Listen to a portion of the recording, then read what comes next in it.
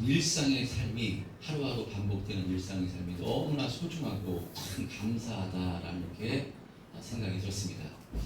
우리가 잠자고 또 아침에 부활하지 않습니까?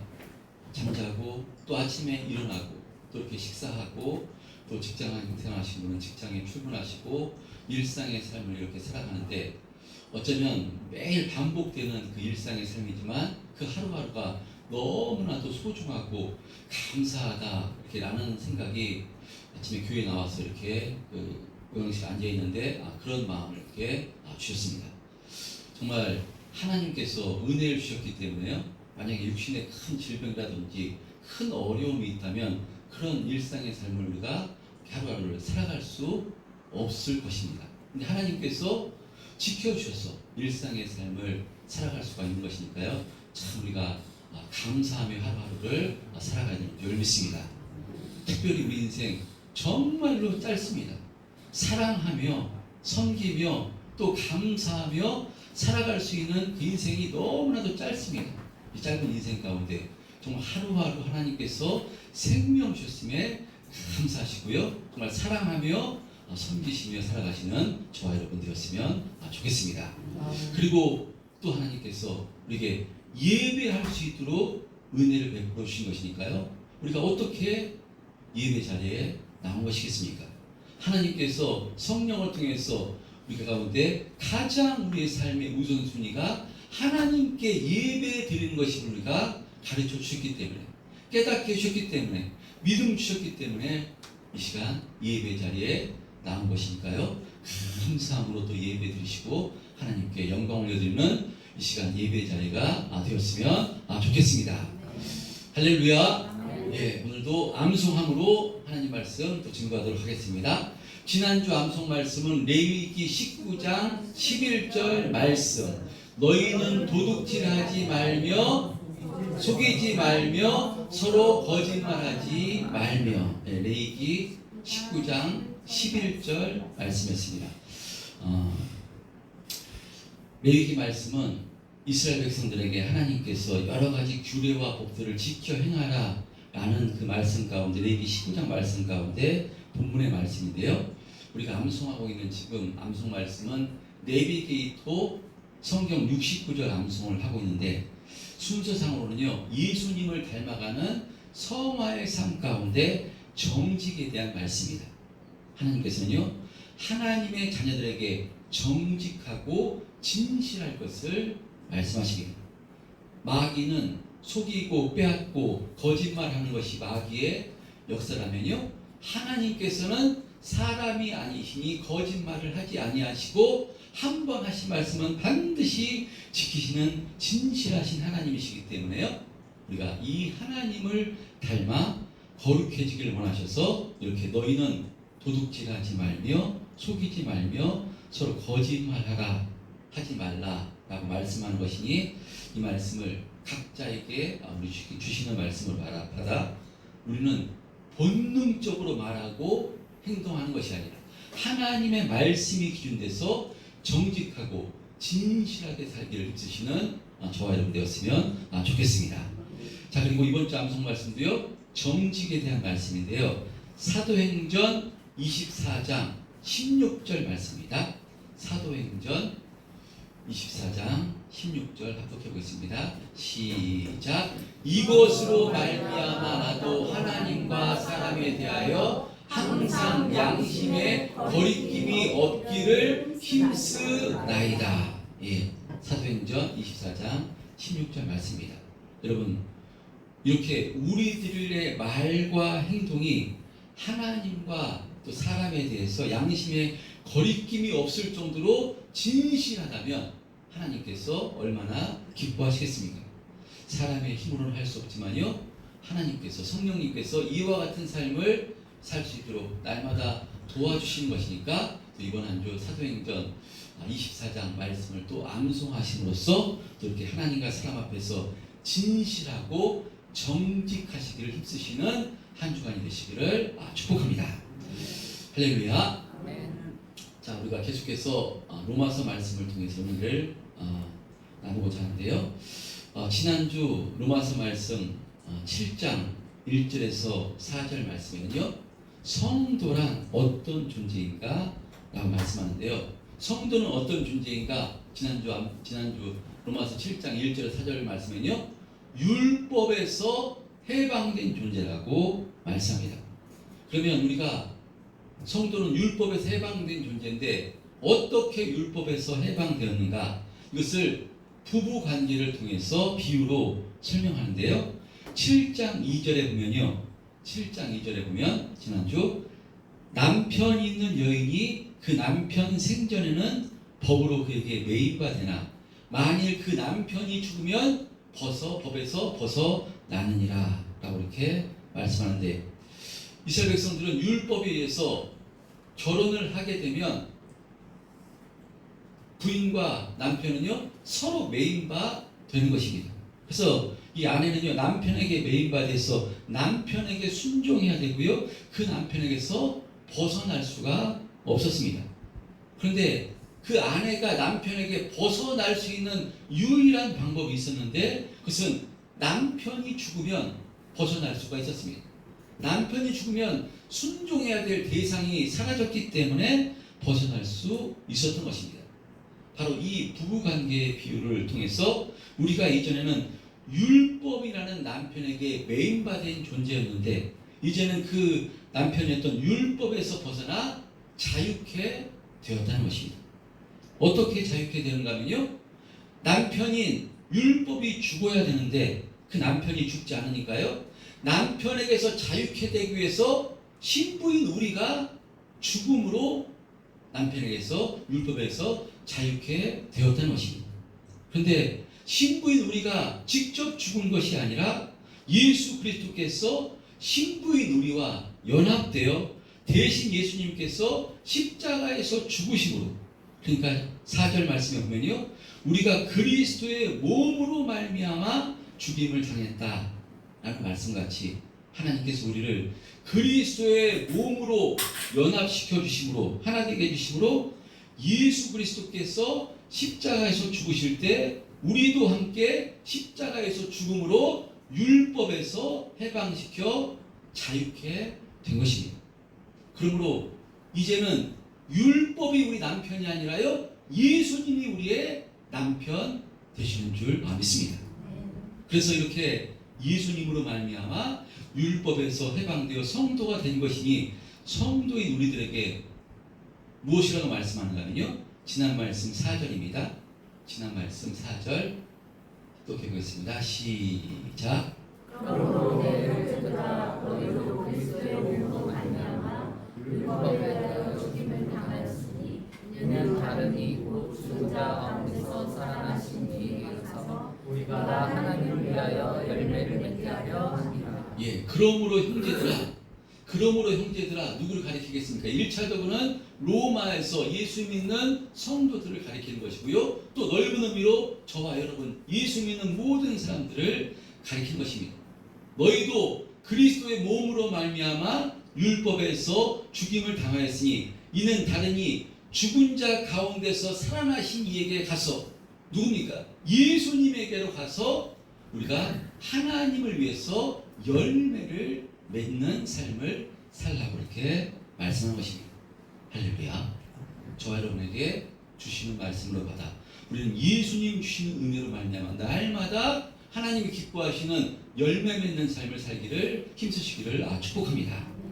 자, 그리고 오늘 본문에 보면요, 우리가 왜 이와 같은 삶을 살아야 하는가 설명하는데요, 오늘 본문 5절 이 말씀 앞에 5절 6절 말씀 앞에 왜냐하면이라고 이렇게 한번 그 접속사를 하고요, 5절 6절을 읽으면 말씀이 이해가 될 것입니다. 우리 5절 6절 한번 합독해 보겠습니다. 왜냐하면이라는 말씀을 앞에 접속사를 읽고요, 왜냐하면 우리가 육신에 있을 때에는 율법으로 말미암아 죄의 지체 중에 역사하여 우리로 사망을 위하여 열매를 맺게 하였더니 이제는 우리가 얽매였던 것에 대하여 죽었으므로 율법에서 벗어났으니 이러므로 우리가 영의 새로운 것으로 섬길 것이요 율법 조문에 묵은 것으로 아니할지니라. 여러분, 이제 율법이 우리의 남편 되었을 때는요, 우리가 율법이 원하는 것을 할 수밖에 없었습니다. 그래서 율법으로 말미암은 이 죄의 종역이 우리에게 역사해서 우리에게 사망의 열매를 맺을 수밖에 없던 존재였습니다. 그러므로 율법이 남편이 되어 있을 때는 하나님을 위한 어떤 의의 열매도 맺을 수가 없었습니다. 본문 5절에 보면 육신에 있었다라는 말을 사용하는데 이것은 율법 아래 있었다라는 것과 같은 의미입니다. 그리고 이 육신에 있었다는 것은요, 모든 인간을 의미한 것입니다. 모든 인간, 율법을 받은 유대인이나 이방인이나 모든 인간은요, 죄의 종욕이 역사한 것입니다. 왜냐하면 아담의 범죄로 모든 인간은 죄인 되었기 때문에 모든 인간은 인간의 지체 속에서 역사하는 것은요, 죄의 종욕이 역사합니다. 하나님께서 주시는 정상적인 욕구가 역사해야 되는데 죄인 되었기 때문에 죄의 종욕이 역사를 한 것입니다. 그러니까 이것은 율법을 받은 유대인이나 이방인이나 상관없이 모든 인간은 죄 속에 있기 때문에 죄의 종욕에 따라 움직이는 것입니다. 그래서 이 죄의 종욕의 결과는 사망이니까 인간에게서 생산되는 것은요, 사망밖에 없었던 것입니다. 율법 아래 있을 때는 것은요, 어떤 일을 하든 결국은 사망인 것입니다. 여러분, 이 죄의 종욕이요, 얼마나 끈질긴가 하면요, 우리가 이 성령 받아 예수를 믿게 된 성령의 사람 사도 바울까지도 이런 고백을 합니다. 예수를 믿었음에도 불구하고 이런 고백을 하는데요, 제가 계속해서 반복해서 이 말씀을 드립니다. 사도 바울이 뭐라고 고백하는가 하면요, 오라 나는 곤고한 사람이로다 라고 고백하는 것을 보게 됩니다. 사도 바울이 어떤 사람이겠습니까? 이방인을 향해서 택한 하나님의 그릇입니다. 엄청난 믿음의 사람입니다. 다메섹 도상에서 부활하신 예수님을 만나고 특심을 통해서 주의 일에 전력을 다했던 사람이 사도 바울인데요, 성령의 사람 사도 바울이 어떤 고백을 하는가 하면 그 입술에서 내가 행하는 것을 내가 알지 못하노니 곧 내가 원하는 것은 행하지 아니하고 도리어 미워하는 것을 행함이라.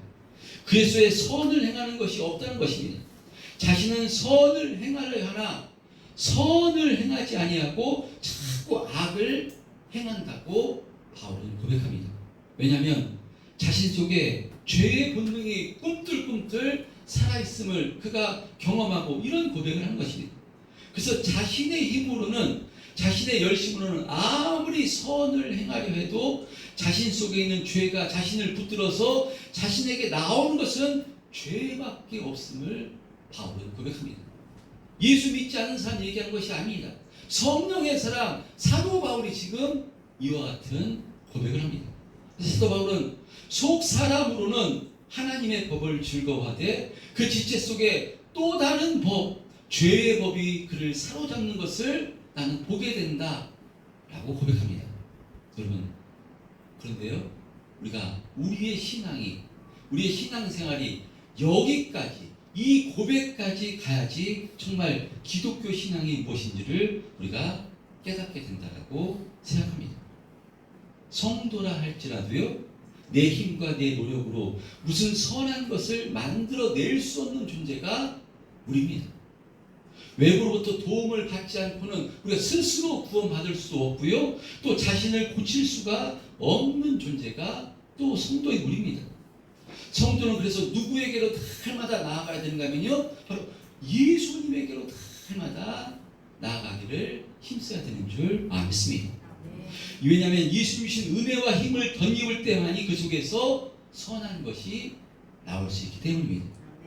그런데 예수 믿어서 어떤 분은 신앙생활 오래 해서 열심히 신앙생활한 분 가운데 이런 말을 하시는 분이 있습니다. 나는 믿음이 있어. 난 열심히 신앙생활하니까, 난 열심히 주일 예배드리고 열심히 헌금하고 열심히 봉사하니까 나는 믿음이 있어, 난 의롭게 살고 있어 라고 생각한다면요, 이것은 그 사람에게 이것이 의의가 돼서요, 어떤 모습이 나오는가 하면요, 바리새인과 서기관과 같은 모습, 자신의 의를 기준으로 상대방을 비판하고 정죄하는 모습이 나올 수가 있는 것입니다. 열심히 신앙생활하지 않고 넘어지고 쓰러지는 사람을 향해서 열심히 안 하니까 그러는 거지, 말씀 안 보니까, 기도하지 않으니까 그러는 것이라고 자신을 기준으로 상대방을 판단하는 모습으로 나오게 된 것입니다. 그러나요, 성숙한 신앙은 바로 어떤 것인가 하면요, 바울과 같이 자신 속에서 어떤 의도 나오지 않고 죄의 법이 자신을 날마다 주장하는 것을 알기에 그 입술에서는 주님, 저는 안 됩니다. 주님, 내 힘으로 선을 행하기는커녕 저는 저에게서 정말 죄인입니다. 주님, 은혜를 베풀어 주옵소서. 이 사망의 몸에서 건져줄 분은 오직 주님밖에 없습니다. 주님, 붙들어 주시고 은혜를 베풀어 주옵소서. 날마다 주님 의지하여 믿음의 길 힘있게 걸어갈 수 있도록 주님 붙들어 주시고 은혜를 베풀어 주옵소서. 이 고백이 나오는 사람이 정말 성숙한 신앙인 줄 믿습니다. 그러면 이런 고백이 나오는 사람에게서 어떻게 자신의 의를 드러내겠습니까? 그렇지 않습니다.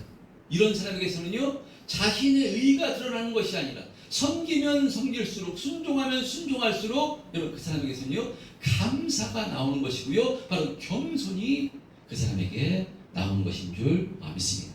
이런 사람에게서 주님을 높이게 되는 것인 줄 믿습니다.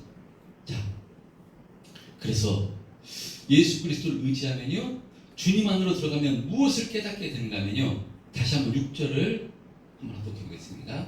6절, 오늘 본문 6절 시작. 이제는 우리가 얽매였던 것에 대하여 죽었으므로 율법에서 벗어났으니 이러므로 우리가 영의 새로운 것으로 섬길 것이요 율법 조문에 묵은 것으로 아니할지니라. 예. 이제는 바로 접속사로 시작합니다. 바로 이제는 바뀌었다는 것입니다. 예수 밖에 있었을 때는 죄와 사망이 왕노릇해서 아무리 율법을 지키려고 애를 써도 사망의 열매를 맺을 수밖에 없었지만, 그러나 이제는 예수님 안에서 성령을 통해서 자신을 바라볼 때 이제는 바로 그 율법에 대해서 나는 죽은 존재요, 죄에 대해서 해방된 존재임을 알게 되는 것입니다. 그래서 이제 육신에서 벗어나 영의 세계로 들어왔기 때문에 영의 새로운 것으로 섬겨야 됨을 깨닫게 되는 것입니다. 율법 조문에 낡은 것으로 섬기는 것이 아니라, 율법으로 섬기는 것이 아니라, 율법으로 신앙생활하는 것이 아니라 영의 새로운 것으로 성령께 붙들려서 성령 충만함으로 섬기는 삶을 살게 된다는 것입니다. 여러분, 그러니까요, 율법으로 섬기는 것과 성령으로, 영으로 섬기는 것은요, 엄청난 차이입니다. 그 결과는요, 사망과 생명입니다. 사도 바울은 율법으로는 자신이 고백합니다. 나는 율법으로는 흠이 없는 존재였다라고 예수님을 만나기 전에 고백합니다. 나는 율법으로는 흠이 없는 존재였다. 나는 8일 만에 할례를 받고 베냐민 지파요, 히브리인 중에 히브리인이요, 율법으로는 바리새파다. 나는 율법으로는 흠이 없는 존재였다라고 고백합니다. 그런데 율법으로는 흠이 없던 존재였던 바울이 그 율법으로 한 일은 무엇인가 하면요, 예수 믿는 사람들 잡아 죽이는데 앞장섰던 것이 사도 바울이었습니다.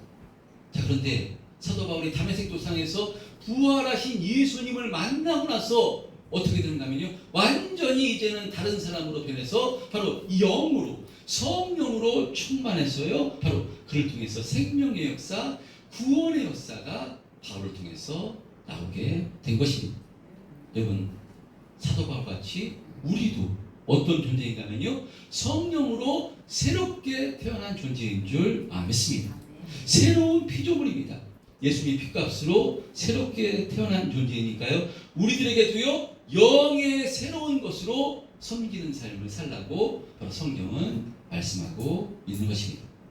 그래서 우리 신앙생활 가운데 가장 우선은요, 무엇이 우선인가 하면 내가 어떤 존재인가, 성령을 통해서 내가 하나님으로부터 어떤 은혜를 받았는가, 이것을 확신하는 것이 가장 우선입니다. 우리는 예수 그리스도의 십자가의 은혜로요, 율법에서 자유케 돼서 새로운 존재가 된 것입니다. 영원한 생명이신 예수님과 한 몸 돼서 이제 예수님과 영원한 생명을 소유한 하나님의 자녀가 된 줄 믿습니다. 이와 같이 율법에 매여 있던 우리를 이제 예수님과 하나 된 존재로 이렇게 소속을 옮겨주신 것인데, 이것을 십자가를 걸고 바로 이것을 허락해 주신 것이기 때문에 이 소속은요 바뀌지 않는 것입니다. 우리의 구원은 확실한 것이고요, 반드시 우리는 천국에 가게 될 것임을 성경은 말씀하기 때문에요, 내 옳고 그름, 내 열심과 노력과 상관없이요 하나님께서 우리의 소속을 옮겨주신 것이기 때문에 우리는 반드시 구원받게 되는 것입니다. 이것을 성령으로 확신하시기를 축복합니다. 여러분 할렐루야. 그러므로 우리가 이렇게 구원받은 새로운 존재가 되었기 때문에 오늘 본문 6절에서는요, 이러므로 우리가 영의 새로운 것으로 섬길 것이요 율법 조문에 묵은 것으로 아니할지니라 라고 말씀한 것입니다. 이제는 우리가 율법 조문의 메인 존재가 아닌 것입니다. 예수님의 십자가의 은혜로 우리는 예수님과 한 몸 된 존재요, 우리는 성령 하나님이 우리와 함께 하시기 때문에요, 영의 새로운 것으로 성령의 충만함을 입어서 성령으로 섬기는 삶을 살아 나마다 주님을 닮아 거룩해져 가기를 힘쓰라고 성경은 말씀한 것입니다. 할렐루야. 여러분, 이것이 무엇인가면요, 성화의 삶입니다. 이것이 바로 이 성화의 삶인데, 우리가 또 우리가 중요하게 생각해야 하는 것은요, 우리가 주님을 닮아가는 이 성화의 삶, 이것은 이 훈련인데요, 이 훈련에 실패했다고 나서 실패했다고 해서 우리의 구원은 취소되지 않는다는 것입니다. 사도 바울이 고백했던 것처럼 애를 쓰는데도 내 안에 죄가 나를 주장하고 자꾸 실패하고 넘어질 때가 있습니다. 죄는 어떤 모양으로 버려야 되는데 그게 잘 안 돼서 마귀의 유혹에 넘어가서 죄를 짓고 실패할 수도 있습니다.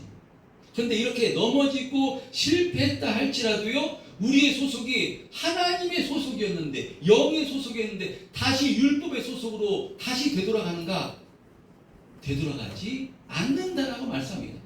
분명히, 왜냐? 예수님의 피값으로 우리의 소속을 옮겨주시기 때문에 반드시 우리가 넘어지고 쓰러진다 할지라도요, 혹시 자의로 회초리를 맞을지언정 우리의 소속은 바뀌지 않는다라고 성경은 말씀하고 있는 것입니다. 그리고요, 우리가 소속이 바뀌었을 때 죄를 또 진다 할지라도요 바뀐 것이 있습니다. 무엇이 바뀌었는가 하면요, 우리가 이것이 죄를 지면 내가 또 죄를 지었구나, 또 넘어졌구나, 내가 이러면 안 되는데, 하나님 기뻐하실 대로 살아야 되는데 이러면 안 되는데, 이것을 깨닫는 것이 성도인 줄 믿습니다. 이전에는 깨닫지도 않았습니다. 왜냐? 알 수가 없었기 때문에. 내가 지금 무엇을 하나님 기뻐하신 뜻대로 살지 않는데, 그 뜻대로 살지 않는데 이것이 죄인지도 이전에는 몰랐지만 이제는 영의 새로운 것으로 성령으로 살아가는 사람이기 때문에요, 성령께서 깨닫게 해주심으로 이것이 잘못된 것이고 이것이 죄임을 바로 깨닫게 해주십니다.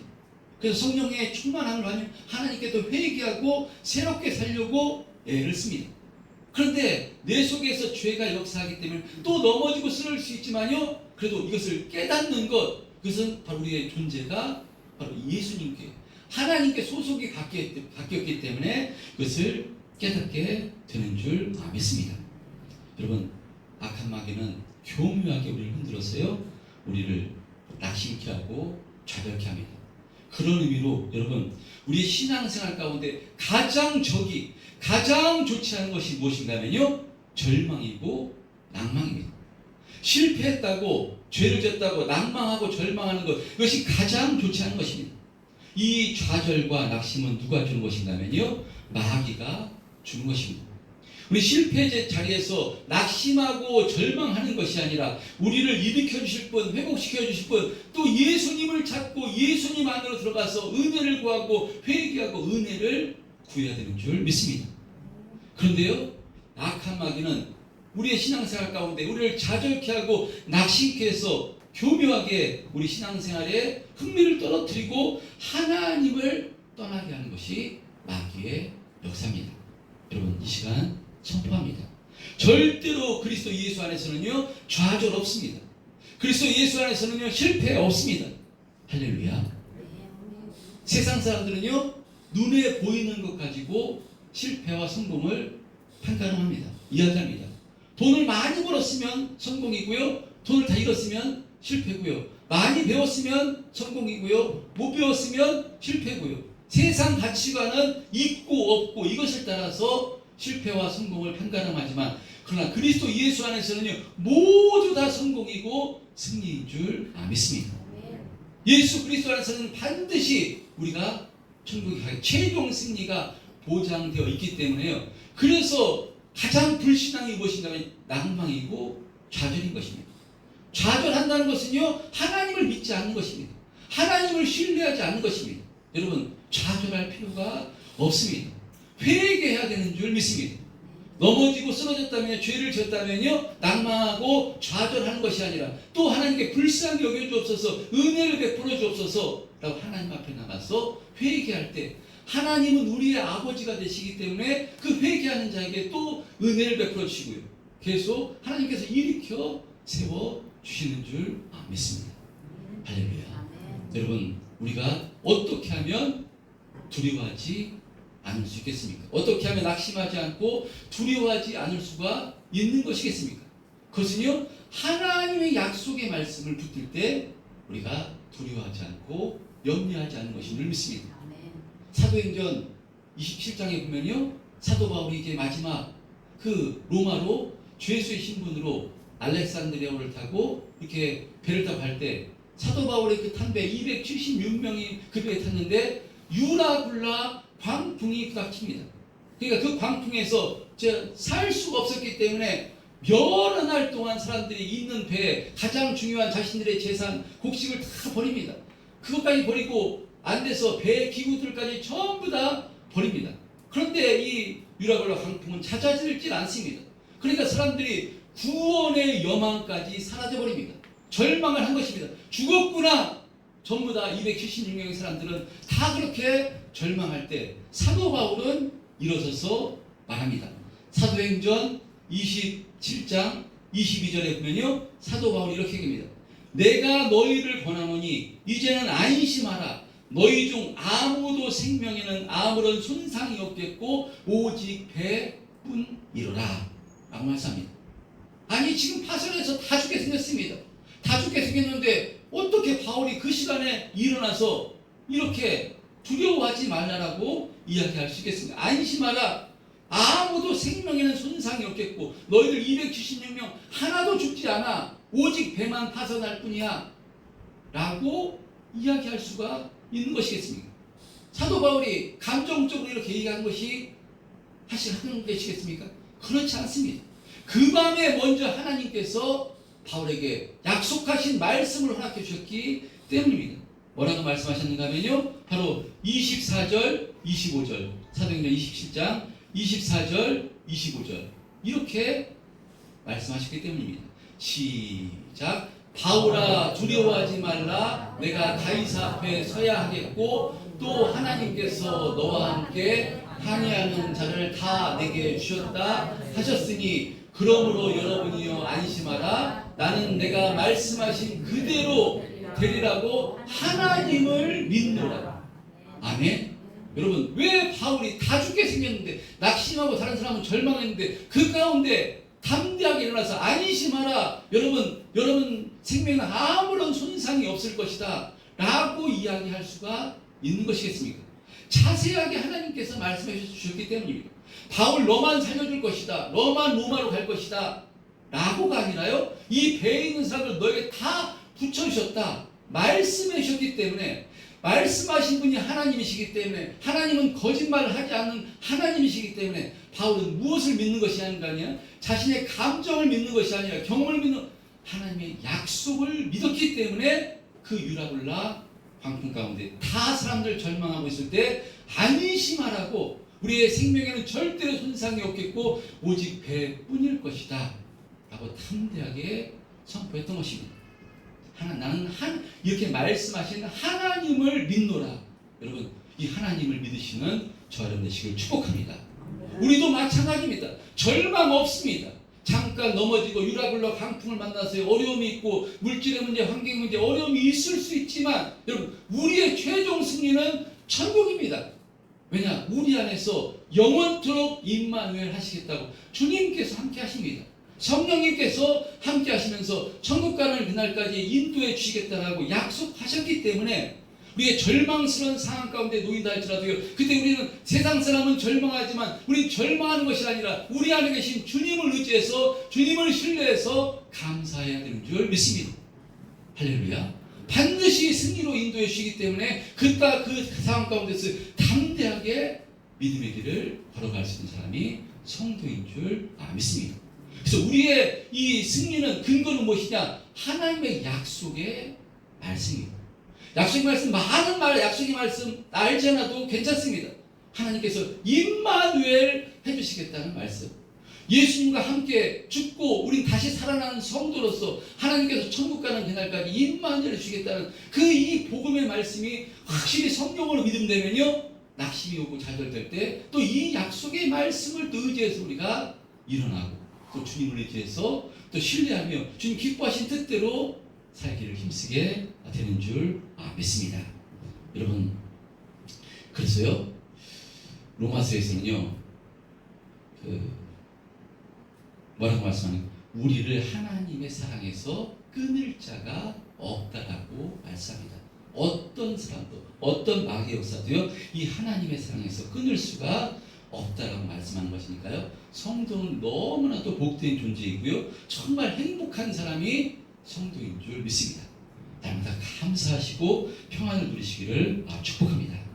여러분, 이와 같이 최고의 축복을 받은 성도들에게 뭐라고 말씀하는가 하면요, 이제 이런 축복을 받았으니 율법에서 벗어났으니 율법 조문에 묵은 것으로 행하는 것이 아니라 영의 새로운 것으로 섬기는 삶을 살아라고 말씀합니다. 이제 우리는 성령을 통해서 구원받은 존재이니까요, 성령께서 주시는 은혜와 힘을 덧입어서 하나님이 기뻐하신 뜻대로 살기를 힘써야 되는 줄 믿습니다. 여러분, 우리와 하나님 관계는요 율법의 관계가 아닙니다. 사랑의 관계입니다. 물론 하나님의 말씀을 받을 때 두렵고 떨림으로 받아야 되지만, 그렇다고 죄를 지었다고 나는 실패구나 끝이구나 낙심하고 절망해서는 안 됩니다. 하나님은 우리보다 우리를 더 사랑하시는 하나님 아버지가 되시니까요, 솔직하게 하나님께 또 회개하고 은혜를 구하면요 하나님은 또 우리를 일으켜 주시고 사랑해 주시는 우리의 아버지가 되시는 줄 믿습니다. 그래서 요한일서 4장 18절에 이렇게 말씀하는데요, 요한일서 4장 18절 합독해 보겠습니다. 시작. 사랑 안에 두려움이 없고 온전한 사랑이 두려움을 내쫓나니 두려움에는 형벌이 있습니다. 두려워하는 자는 사랑 안에서 온전히 이루지 못하였느니라. 여러분, 우리의 신앙 가운데 하나님을 향한 두려움이 있다면, 형벌이 두려움이 있다면요, 자신의 신앙을 잘 점검해 보시기 바랍니다. 그래서 아직 율법이 무엇인지 복음이 무엇인지 확실히 알지 못해서 나에게 이런 두려움이 있는 것이라고 생각합니다. 여러분, 하나님의 사랑, 십자가의 사랑을 온전히 성령으로 깨달으시기를 축복합니다. 여러분, 어떤 상황 가운데서 성도는 절대로 두려워하지 마시고요, 하나님의 크신 사랑을 덧입어 날마다 하나님의 사랑 안으로 들어가시기를 힘쓰시기를 바랍니다. 성도는 구원 받은 자입니다. 영의 새로운 것으로 섬길 것이라 라고 말씀한 것입니다. 이것은 이렇게 하지 않으면 너 구원 취소야, 너 이렇게 살지 않으면, 이렇게 신앙생활 하지 않으면 내가 너 취소야, 너 사망이야, 이렇게 율법으로 우리에게 말씀하는 것이 아니라요, 성령께서 이렇게 사는 것이 하나님께서 기뻐하는 삶이기 때문에 이제 율법 조문에 낡은 것으로 매이지 말고 바로 영의 새로운 것에 맡겨서 성령께 붙들려서 하나님 기뻐하신 뜻대로 살라고 말씀하고 있는 것입니다. 오늘 말씀을 통해서 우리가 얼마나 복된 존재인가를 깨달으셔서요, 날마다 감사하시기를 축복합니다. 일상의 삶에 감사하시고요. 신앙생활 할 수 있음에 감사하시고요. 예배 드릴 수 있음에 감사하시고요. 그리고 더 성령께 붙들림 당해서 성령님 의지해서 기도하심으로 주님 저의 힘으로 하나님 기뻐하신 뜻대로 살 수 없사오니 영의 새로운 것으로 바로 행할 것이 행하라고 말씀하셨사오니 성령 충만해서 성령께서 주시는 은혜를 통해서 하나님 기뻐하신 뜻대로 살기로 합니다. 주님 더욱더 붙들어 주시고 은혜를 베풀어 주옵소서라고 기도하시기를 축복합니다. 내 힘으로는 아무것도 할 수 없습니다. 그러니까 주님 주신 은혜를 힘입어야 되기 때문에요. 성도는 날마다 예수 그리스도 안으로, 날마다 주님 안으로, 날마다 말씀을 붙들기를 힘쓸 때 바로 주님이 기뻐하시는 하나님 기뻐하시는 삶을 살 수 있는 줄 믿습니다. 한 주간 또 시작됐습니다. 여러분 사람과 하나님 앞에서 정말 그 사람이 인정이 된다면요, 그 신앙 인정이 된다면 정말로 복된 삶인 줄 믿습니다. 이것은 내 힘으로 되는 것이 아니라요, 성령께서 은혜 주실 때 이와 같은 삶을 살 수 있는 것이니까 한 주간 성령님께 붙들려서 이런 삶을 살게 해달라고, 한 주간 또 승리하는 삶을